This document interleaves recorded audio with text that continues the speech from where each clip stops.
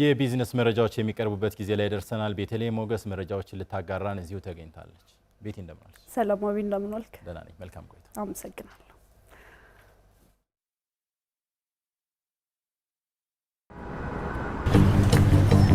በቃ ሙላባትና ነስታ አታረገው። ያረ ሙላባት ያው ለቲ ማለልኩ ዛጋ ገና ይኑላ ሰልፍ ጠብቄ ያውልህ ባዶ ኤቲኤም እዛ ጋር አለልህ። አይ እኔ የምጠቀመው ክፍያ ካርድ እኮ ሌላ ባንክ ስለሆነ ደሞዝ ገብቶልሃል? ከፋያችን ይሳል። ዛሬማ ከፋይ አንተ ነህ። ባንክ በቂ ገንዘብ አለሽ።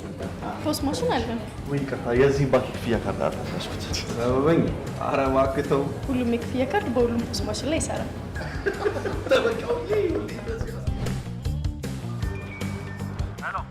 መዋጮዋን ስጠልኝ በዛው። በእናትህ ምንም ብር የለም አሁን እጄ ላይ። እንዴ ያው እዛ ጋር እኮ ኤቲኤም። የኔ ክፍያ ካርድ እኮ ግን እዛኛው ማሽን ላይ ይሰራል።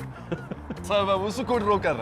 ለካ ሁሉም የክፍያ ካርድ ሁሉም የክፍያ ማሽን ላይ ይሰራል። ታዲያስ የያዙት ካርድ ከየትኛውም ባንክ ቢሆን በሁሉም ኤቲኤም ገንዘብ ማውጣትም ሆነ በፖስ ማሽን ክፍያ መፈጸም ይቻላል። ኢትስዊች ይህን እውን አድርጓል። ኢትስዊች ክፍያን በቀላሉ። ጤና ይስጥልን የተከበራችሁ ተመልካቾቻችን፣ የአቦል ዜና የቢዝነስ ዘገባችን ተጀምሯል። አጋራችን ደግሞ ኢትስዊች አክሲዮን ማህበር ነው። እጅግ አድርገን እናመሰግናለን። ወደ ቀዳሚ ጉዳያችን አልፋለሁ። አብራችሁን ቆዩ። በተፈጠረላቸው የስራ ዕድል ተጠቃሚ መሆናቸውን በሰሜን ጎጃም ዞን በማዕድን ሀብት ልማት ዘርፉ የተሰማሩ ኢንተርፕራይዞች ተናገሩ። በበጀት ዓመቱ 8 ወራትም በማዕድን ዘርፉ ለ65 ኢንተርፕራይዞች ፍቃድ መስጠቱን የሰሜን ጎጃም ዞን የማዕድን ሀብት ልማት መምሪያ አስታውቋል። ማማነሽ ገኔ በዝርዝር ተመልክተዋለች። የሰሜን ጎጃም ዞን በርካታ የማዕድን ሀብት ያለው አካባቢ ሲሆን እስካሁን የግንባታ ማዕድናት ላይ ብቻ ጥናት ተደርጎ የማምረት ስራዎች እየተሰሩ መሆኑን ከዞኑ የማዕድን ሀብት ልማት መምሪያ ያገኘነው መረጃ ያመላክታል። ሌሎች ተኪ ምርቶችን ለማምረት የሚያስችሉ ማዕድናትን ናሙና በመውሰድ በዞኑ ያለውን ጸጋ ወደ ሀብት ለመቀየር ሂደት ላይ መሆኑን የሰሜን ጎጃም ዞን ማዕድን ሀብት ልማት መምሪያ ኃላፊ አቶ ስጦታው መርሻ ገልጸዋል። የድንጋይ ከሰል አለ ብሎ ይገመታል። ናሙና በናሙና ደረጃ ተለይቶ መጥቶ እዚህ ያለ ከኛ አለ። ሌላኛው የሴራሚክ ለሴራሚክ ስራ የሚያገለግል የማዕድን አይነትም በናሙና ደረጃኛ ላይ አለ። ሌላም ተኪ ምርት ጋር ተያይዞ በናሙና ደረጃ የብረት ማዕድን ናሙና አለን። ይህም ከወቅታዊ ሁኔታው ጋር በተያያዘ እና ከሰው ኃይል እጥረቱ ጋር ተያይዞ ታች ድረስ ወርዶ አልተጠናም።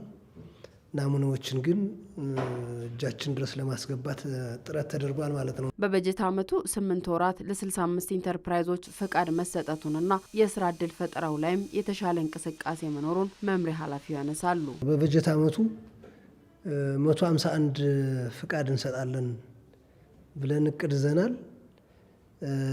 ነገር ግን እስካሁን 65 ፍቃድ ነው በባህላዊና በአነስተኛ ፍቃድ የሰጠ ነው ማለት ነው። ወደ ስራ እናስገባለን ብለን እቅድ ያዝነ በዚህ ዓመት 1221 ለሚሆኑ ስራ ፈላጊዎች ስራ ዕድል መፍጠር አለብን ብለን እቅድ ይዘን ነው የምንሰራው። እስካሁን ግን 1235 የሚሆኑ ስራ ፈላጊዎችን ወደ ስራ አስገብተናል ማለት ነው። ወደ ስራ የገቡ ኢንተርፕራይዞችም የተሻለ እንቅስቃሴ ላይ እንደሚገኙ ነግረውናል። እነኚሁ ዘላለምና ጓደኞቻቸው የህብረት ሽርክና ማህበር በሬዳሽ ማምረት ባህር ዳር ዙሪያ ወረዳ የነሳ 3ቱ ቀበሌ ልዩ ኮመንታ ተራራቆት እዛ ነው የምንሰራው። የተደራጀን 5 ሆነን ነው ለ5 ነው ስራ ከጀመርን ጥር 28 አካባቢ ነው የጀመርን ስራ እና ከ5 አባሎቻችን ውጭ ደግሞ 4 ጥበቃ አሉን። የገበያ ትስስሩ አሪፍ ነው። አሁን ጥሩ ገበያ ላይ ያለ ነው። ይሁን እንጂ የሰላሙ ሁኔታና የነዳጅ ችግር በሙሉ አቅማቸው እንዳያመርቱ ማድረጉን በዘርፉ የተሰማሩ ኢንተርፕራይዞች አንስተዋል። ይህንን ችግር ለመፍታት ጥረት እየተደረገ መሆኑን የመምሪያ ኃላፊው አቶ ስጦታው መርሻ ገልጸዋል።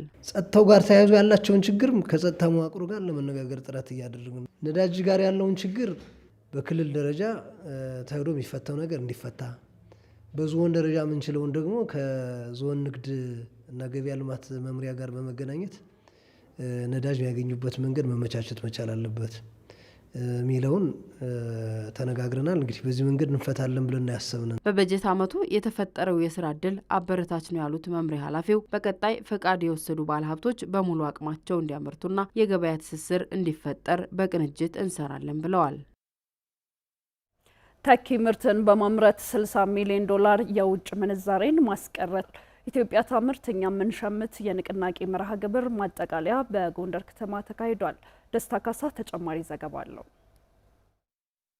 የኢትዮጵያ ታምርት እኛ ምንሸምት ንቅናቄ መርሃ ግብር ማጠቃለያ በጎንደር ከተማ ተካሂዷል። በንቅናቄ መርሃ ግብሩ አምራች ባለሀብቶች ተጠቃሚ መሆናቸው ተገልጿል። በማጠቃለያ መርሃ ግብሩ የተገኙት የጎንደር ከተማ አስተዳደር ተቀዳሚ ምክትል ከንቲባ ቻላቸው ዳኘው ንቅናቄው ተጠናክሮ እንደሚቀጥል ገልጸው ባለሀብቱ ወደ ስራ እንዲገባ ከተማ አስተዳደሩ እገዛ እያደረገ ይገኛል ብለዋል። አጠቃላይ ንቅናቄያችን በዚህ ዓመትም አጠናክረን እንቀጥለው ይህን ጉዳይ ማን የት ላይ ነው የሚለውን አረጋግጠናል። መሬት ላይ ወርደን ያረጋግጠናል። ስለዚህ ወደ ስራ የሚገቡትን ከተለያዩ የፋይናንስ ተቋማት ጋር አብረን እየተነጋገርን ወደ ስራ እንዲገቡ ፋይናንሻልም የሊዝ ማሽን ሊዝ እንዲያገኙ እያደረግን ወደ ስራ እናስገባለን።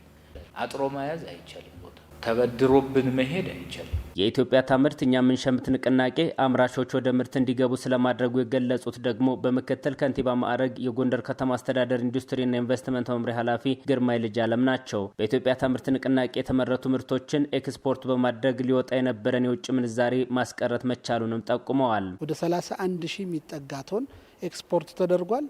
ወደ 60 ሚሊዮን ዶላር ሊወጣ የነበረን ያዳንበት ሁኔታ ነው ያለው።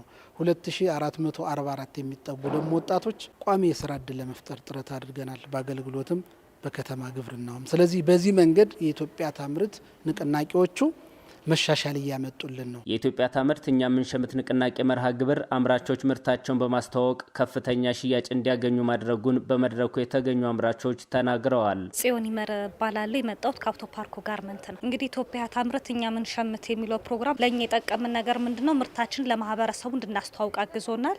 እንዲሁም ደግሞ ማህበረሰቡ የፋብሪካ እቃ በቅናሽ ዋጋ እንዲገዛ አድርጓል ማለት ነው። ባንቲዮን ያዘ ይባላለሁ። የአባይ ጋርመንት ስራ አስኪያጅ የተለያዩ ደንበኞችንም እንድናገኝ አድርጓል። ከውጭ የሚያስገቡ ከተለያየ ቦታ ርቀው የሚያመጡ የነበሩ ሰዎች ኦኬ ፋብሪካው እዚህ ያለ እንደ ምናምን ፕሮግራሞች በተደጋጋሚ በመደረጋቸው ከአዲስ አበባ ጀምሮ ጎንደር ላይ ለሁለተኛ ጊዜ ነው እና በዚህ ምክንያት ምርቶቻችን በከፍተኛ ደረጃ እንድናስተዋውቅ አግዞናል። ሽያጫችንም አሳድጎልናል። በኢትዮጵያ ታምርት እኛ ምንሸምት ንቅናቄ መርሃ ግብር የባለ ሀብቶች ፍላጎት እየጨመረ ስለመምጣቱ የአማራ ክልል ኢንዱስትሪና ኢንቨስትመንት ቢሮ ምክትል ኃላፊ አቶ ተፈሪ ታረቀኝ ገልጸዋል። በበጀት ዓመቱ ብቻ በክልሉ ከ2900 በላይ አምራች ባለ ሀብቶች የኢንቨስትመንት ፈቃድ ወስደዋል ብለዋል። በ9 ወር ውስጥ 2925 የአምራች ኢንዱስትሪና በሌሎች ፕሮጀክቶች ላይ ለማልማት ፍላጎት ያላቸው ባለሀብቶች በክልሉ ኢንቨስትመንት ፈቃድ ያውጥተዋል። ያለውን የገበያ ጉድለት የሚሞሉ ከዛም ባሻገር ጥራት ያለው ምርት አምርተው ለውጭ ገበያ የሚያቀርቡ አምራች ኢንዱስትሪዎች ወደ ስራ የሚገቡበት ሁኔታ ይፈጠራል ማለት ነው። በጎንደር ከተማ በተካሄደው የኢትዮጵያ ታምርት እኛ ምንሸምት ንቅናቄ መርሃ ግብር ማጠቃለያ ላይ የፋብሪካ ምርቶች ኤግዚቢሽን ተካሂዷል።